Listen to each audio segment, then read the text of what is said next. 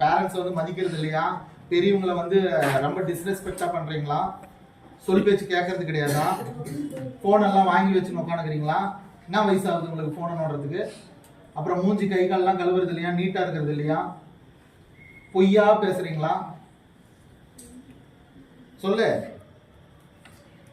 Education secondary. Education என்னது? கல்வி எத்தனாவது? ரெண்டாவது. முதல்ல என்னது? ஒழுக்கம், டிசிப்ளைன். புரியுதா தினேஷ் ராஜ்? புரியுதா? ஃபர்ஸ்ட் டிசிப்ளைனா இருக்கணும். டியூஷனுக்கு வரீங்களா, மூஞ்சி கை காலெல்லாம் கழுவிட்டு தான் வரணும். புரியுதா? டைமுக்கு வரணும். வந்த உடனே ஹோம்ஒர்க் முடிச்சுட்டு ஏதாவது சந்தேகம்னா கேட்கணும். புரியுதா? வீட்டுல எல்லாம் வந்து ரெஸ்பெக்டா இருக்கணும். போனை வாங்கி போனை வந்து வச்சுன்னு கேம் விளையாடலாம் உட்காந்து இருக்க கூடாது. புரியுதா? நீங்களும் கவனிச்சுக்கோங்க.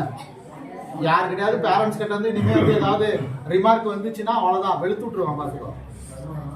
புரியுதா? ஒழுக்கமா இருக்கணும்.